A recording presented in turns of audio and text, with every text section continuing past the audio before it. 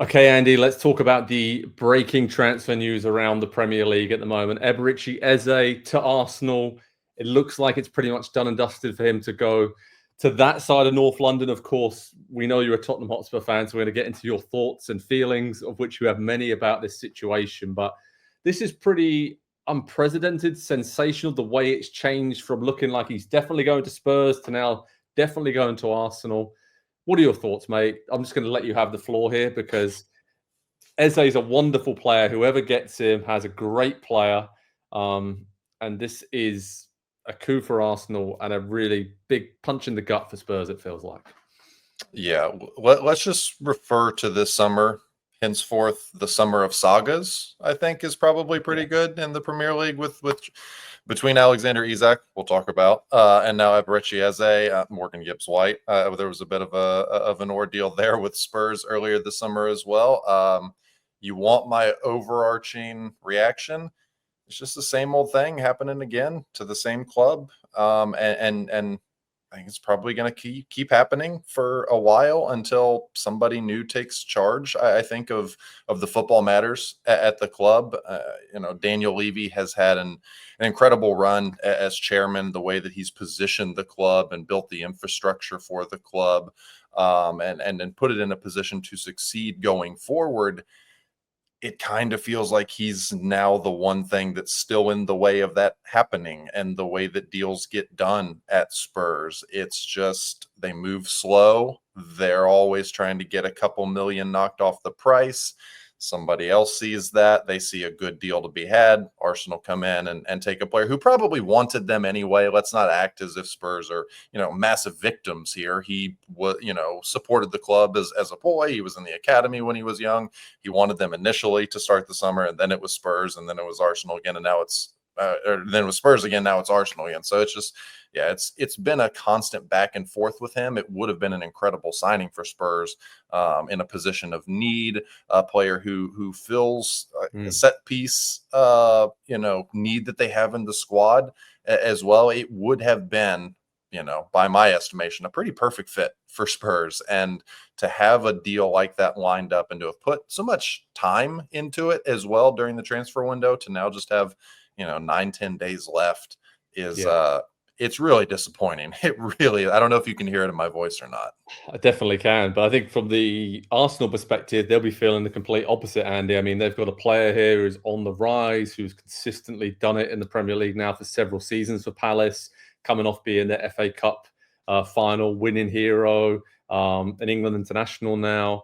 And when I think about him at Arsenal as well, fits in really well with the players they already have, but also what they need to make that final step to win a trophy, to win the Premier League. I think he'll probably start on the left, right? I mean, in terms of where he's been playing for Palace the last few years. We know he loves to drift inside and playing like a more narrow number 10, but just off the left a little bit. So he's their first option there in that position, and that's his spot. But as I said, could probably play in multiple roles really in this Arsenal team, whether if you're expected to dominate the game, you could play in one of these slightly deeper midfield roles, break free from Rice, Odegaard, etc., and almost play as a false nine like Havertz has done at times as well. And I guess Havertz, I mentioned him there, that is one of the key reasons why it looks like Arsenal have accelerated this, because varying reports about the severity of an injury he's picked up at the start of the season, but maybe out for a little while.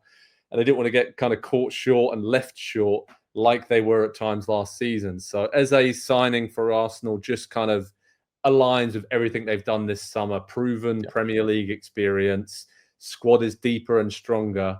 And maybe in past years they wouldn't have made this move because they're like, oh, we're covered, we're fine. But I think last season really burnt them in terms of we don't want to struggle again like that and have to play players way out of position. So I think my question to you is that, does it feel like he is that kind of final piece and that potential difference maker in the title race? Because, again, I'm not getting too ahead of myself here, but when I think back to the great Manchester United team and the final piece of the jigsaw they needed, again, I'm not saying this is on the same level, but when they added a mercurial talent in Eric Cantona to be that final thing that just connects everything, Eze is similar to me in the way he plays the game, the difference he can make in those key moments. and just kind of the swagger, the confidence, the belief he has that he can win games for teams. Is that a fair sort of? I guess it's a big deal to put him on that sort of pedestal that you are the last piece of the jigsaw here for Arsenal, but I feel like he's earned that right to have a go at doing that for a big Premier League team. Yeah, you're really doing a good job of selling there what Spurs missed out on. Sorry, It's the quality, it's the fit, it's every reason that he would have been a great fit at Spurs. I think most of it is still true for Arsenal as well. They're more established as the world-renowned set piece FC, and so he's going to be a huge addition to that. Whether it's simply taking free kicks or taking corner kicks from the other side while Declan Rice takes them for one side, or having multiple options on free kicks, they're going to be even more dangerous because of bringing Eze in, and that was one of the things that Spurs really needed. I felt like to get out of this transfer window, and especially out of this deal. As far as the title race goes, we'll see if he can make that step, because that's a massive step. He has dazzled at Crystal Palace, and a little peel behind the curtain.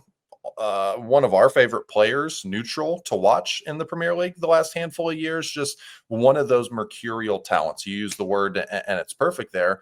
But all due respect, the highest level he's done it at is Crystal Palace FA Cup final. And so this is a big step up over the course of an entire season for a club with the expectations and the demands, and just the scrutiny that I think Arsenal get now. So that's going to be an adjustment period for him. But he is the right type of player that they needed in their squad to fill multiple roles in the team as well. I think you're right to point out that he can pretty well fill what the Havertz role is within that squad, and then eventually he will come back as well. And so then that will create not just depth, but competition within the squad as well. And for a couple seasons now, what have we said about Arsenal? They rely on the same 13, 14, 15 players too much. They get to the end of the season, they run out of gas, that causes injuries to happen. They've got a full squad now.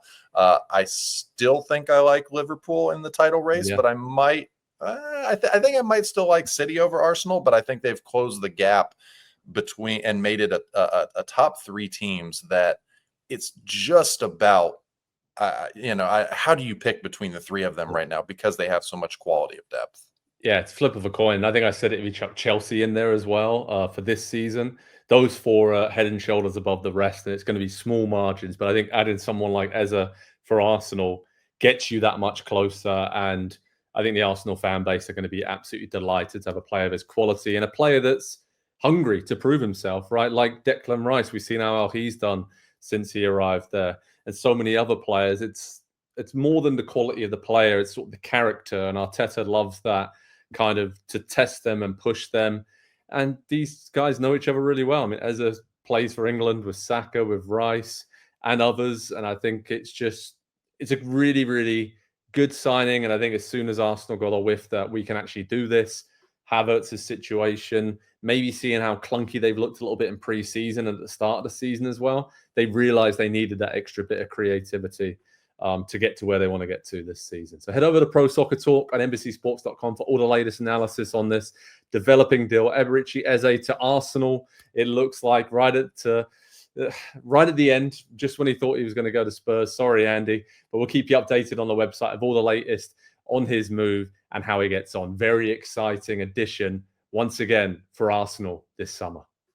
Hi there, I'm Rebecca Lowe, studio host of NBC's coverage of the Premier League. Don't forget to hit subscribe to watch more videos all season long, and for even more Premier League content, from original series to live matches, head over to Peacock.